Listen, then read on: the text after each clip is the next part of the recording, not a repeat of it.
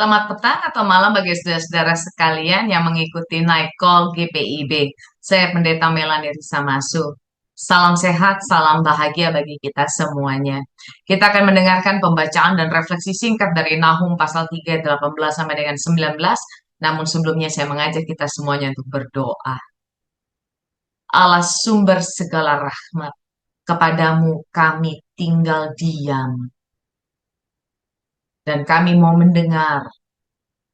Kiranya Roh Kudus memampukan kami memahami.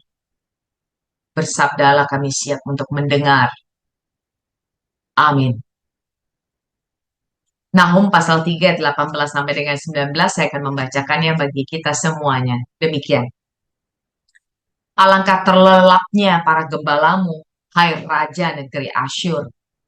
Para pemukamu tertidur, laskarmu berserak-serak di gunung-gunung. Dan tidak ada yang mengumpulkan. Tiada pengobatan untuk cederamu. Lukamu tidak tersembuhkan. Semua orang yang mendengar tentang engkau bertepuk tangan karena engkau.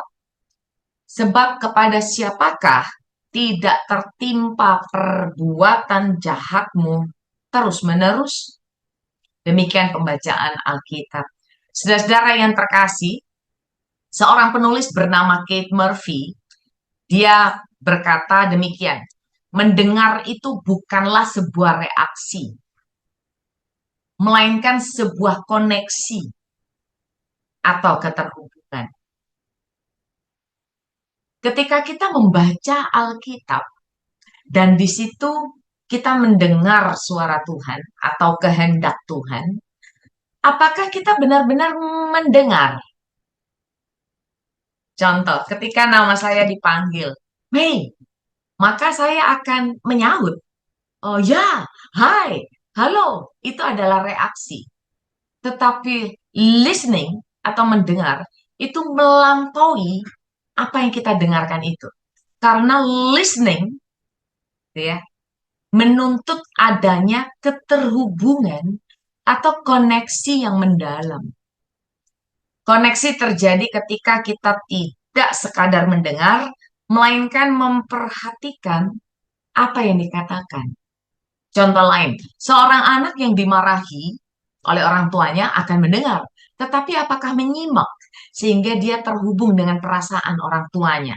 Jika tidak terhubung, dia tidak ada empati, tidak ada ikatan. Sang anak akan bersikap bodoh amat.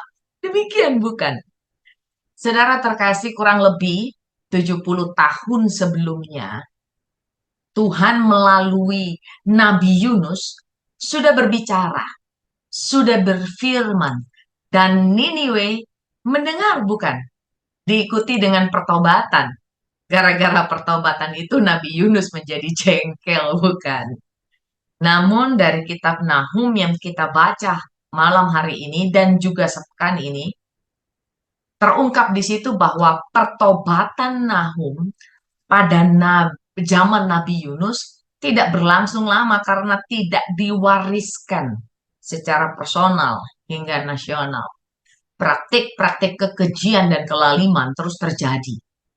Pertobatan yang diharapkan terjadi secara personal itu, yang kolektif itu, dan yang nasional itu tak terjadi. Kenapa? Tanpa ketulusan, pertobatan adalah slogan. Tanpa kebiasaan atau pembiasaan perbuatan baik, pertobatan adalah wacana. Haus akan kekuasaan dan tahta mempengaruhi seluruh aspek kehidupan kita. Jika pertobatan tidak diwariskan dan dihabituasi oleh pribadi dan sebuah bangsa, kerusakan moral terus terjadi. Apa relevansinya bagi kita di zaman ini? Saudaraku, dari zaman perjanjian lama hingga zaman ini, kuasa sebuah bangsa cenderung dipertontonkan melalui kekuatan perang, bukan? Perang senjata, perang proksi, juga perang dagang. Saudara-saudara ingat nggak sejak kecil kita mendengarkan ungkapan ini? Lingkungan membentuk karakter dan perilaku seseorang. Pemimpin yang kejam dan laling mempengaruhi seluruh aspek kehidupan, menghancurkan bangsa, dan memecah belah masyarakat. Karena itu pemimpin yang kejam dan lalim, yang serakah, yang tamak, berdampak buruk pada masyarakat hingga keluarga kita. Kondisi sosial dan ekonomi masyarakat dalam kondisi seperti ini menjadi tidak stabil. Kepercayaan dan kepatuhan terhadap pemerintah dapat berkurang. Ketidakadilan dapat merajalela. Kenapa kejian itu merajalela? Karena nilai dan etika, maksud saya nilai etis dan moral itu hilang. Saya pernah, ini contoh kejadian sehari-hari, saya pernah protes kepada beberapa orang yang menyela antrean kami di bandara. Waktu itu saya bersama dengan beberapa teman. Ketika saya tanya, loh, non, kok nyela? Kan kami sudah ada di sini, begitu kan? Dan mereka menjawab, oh, teman-teman saya sudah ada di depan, Tante, gitu kan? Eh, Lalu saya juga katakan kepada mereka, loh, teman saya itu juga ada jauh di sana itu. Apa saya boleh menyela kamu saja? Gitu. Em, ini contoh sederhana, Bapak Ibu Saudaraku, untuk mengatakan bahwa etika di masyarakat kita ini luntur. Rasa hormat dan malu itu hilang. Kenapa? Karena hilang juga keteladanan dari para pemimpin. Sayangnya, orang yang baik dan benar berhenti berjuang. Sayang bukan? Saudaraku, Nahum pasal 3, 18 sampai dengan 19 di satu pihak menjadi pengingat bagi umat tentang keadilan Allah. Ayat 18 menyebutkan tentang gembala, pemimpin, dan laskar sebagai tiga kelompok profesional. Penyebutan tiga kelompok ini menjadi penanda bahwa kepada mereka itu Tuhan memberikan amanah. Kepada tiga itu, gembala, pemimpin, dan laskar. Laskar kalau zaman sekarang kita bisa terjemahkan menjadi para penegak hukum atau penjaga negeri, begitu ya. Kepada mereka, Tuhan meminta jawaban dan tanggung jawab. Di pihak lain, kita juga membaca tentang janji pemulihan Allah bagi mereka yang teraniaya dan dibuat tidak berdaya oleh kuasa-kuasa yang menindas dan mematikan kehidupan. Di malam hari ini kita mendengarkan kembali. Ini menandakan bahwa Tuhan Allah mendengar seruan saudara yang tak berdaya. Dan dia akan terus menyatakan keadilannya bagi semesta.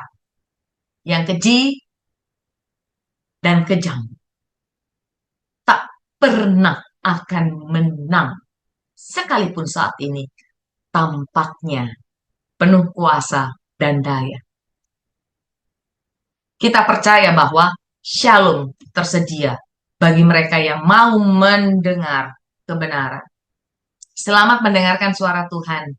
Dan mari kita mengalami pertobatan secara pribadi.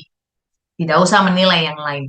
Nilai diri kita sendiri. Selami diri kita sendiri. Alih-alih menuduh dan menghakimi yang lain.